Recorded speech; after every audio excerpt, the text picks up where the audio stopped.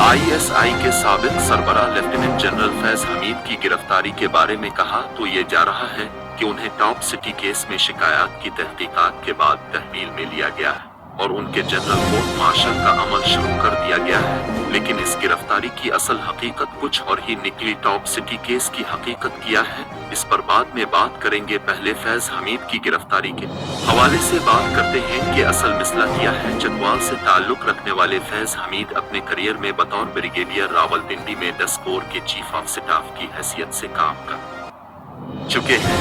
बतौर major general उन्होंने पन्नू आकिल division के जनरल कमांडिंग अफसर के तौर पर काम किया और उसके बाद तकरीबन 2.5 साल वो आईएसआई के काउंटर इंटेलिजेंस विंग के सरबराह रहे।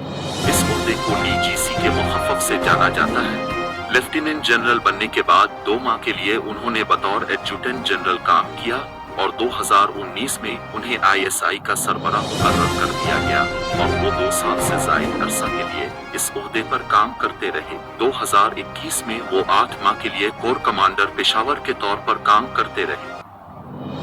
आईएसआई के साबिक सरबराह लेफ्टिनेंट जनरल फैज हमीद की गिरफ्तारी के बारे में कहा तो ये जा रहा है कि उन्हें टॉप सिटी केस में शिकायत की तहकीकात के बाद तहवील में लिया गया है और उनके जनरल कोर्ट मार्शल का अमल शुरू कर दिया गया है। लेकिन इस गिरफ्तारी की असल हकीकत कुछ और ही निकली। टॉप सिटी केस की हकीकत क्या है, इस पर बाद में बात करेंगे। पहले फैज हमीद की गिरफ्तारी के हवाले से बात करते हैं कि असल मसला क्या है। चकवाल से ताल्लुक रखने वाले फैज हमीद अपने करियर में बतौर ब्रिगेडियर रावलपिंडी में 10 कोर के चीफ ऑफ स्टाफ की हैसियत से काम कर चुके हैं।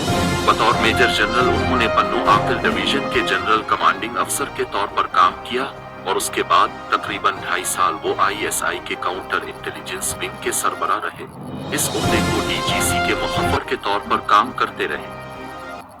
अब चलते हैं असल मसले की तरफ। जनरल फैज हमीद का नाम फैजाबाद के मकाम पर टीएलपी के धरने के दौरान भी सामने आया था। 27 नवंबर 2017 को हुकूमत और तहरीक लब्बैक के दरमियान होने वाले मुआहदे के आखिर में बवसातत मेजर जनरल फैज हमीद लिखा हुआ था। यही वो मुआहदा था जिसकी बदौलत जनरल फैज हमीद का नाम अवामी हलकों में मरूफ हुआ और उसके बाद ये सिलसिला नहीं रुका। इसी धरने के बारे में सुप्रीम कोर्ट के फैसले में वजारत दिफा के तवस्सुत से आर्मी चीफ समेत अफवाज पाकिस्तान के सरबराहान को हुक्म दिया गया था कि वो अपने इन मातहत एहलकारों के खिलाफ सख्त कार्रवाई करें जिन्होंने अपने हल्फ की खिलाफ वर्जी करते हुए सियासी उमूर में मुदाखलत की है। ये फैसला मौजूदा चीफ जस्टिस काजी फाइज ईसा ने तहरीर किया था।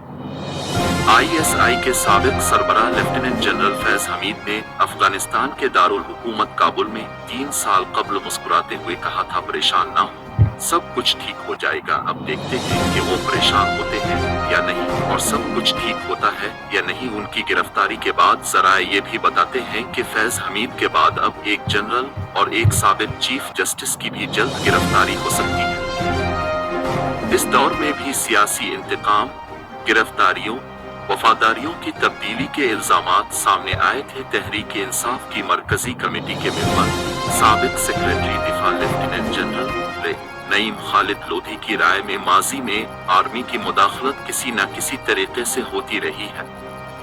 इस मर्तबा मामला कुछ मुख्तलिफ रहा। जनरल फैज हमीद के दौर में सियासी मुदाखलत खासी सरेआम और किसी हद तक बेढंगी भी होना शुरू हो गई।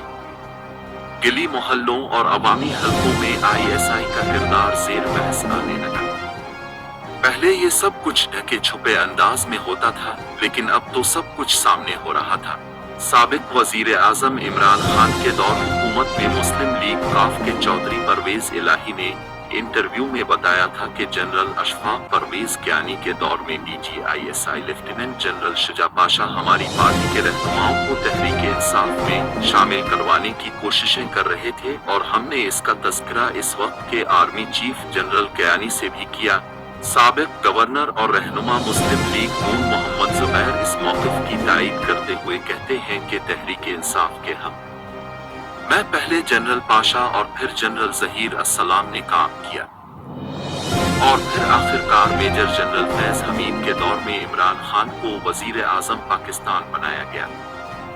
इन बयानात से भी बखूबी अंदाजा लगाया जा सकता है कि मामलात किस तरफ जाएंगे। ये बयानात मुस्तकबिल के डायरेक्शन की निशानदही करते हैं। अगर इसके साथ हुकूमती अरकान के बयानात का जायजा लिया जाए तो सूरत हाल बड़ी हद तक वाज़ेह हो जाती है और अब तो साबिक चीफ जस्टिस साकिब निसार और एक जनरल की गिरफ्तारी के इम्कानात भी जाहिर किए जा रहे हैं। इससे अंदाजा लगाया जा सकता है कि हुक्मरान पीटीआई को दबाने के लिए किस हद तक जाने के लिए तैयार है। इससे सियासी कशीदगी में इजाफा ही होगा, जिसका असर मुल्क की मईशत पर ही पड़ेगा, जिसकी किसी को भी परवाह नहीं। सब सिर्फ अपनी अपनी बचाव के लिए ही दांव पेच करेंगे।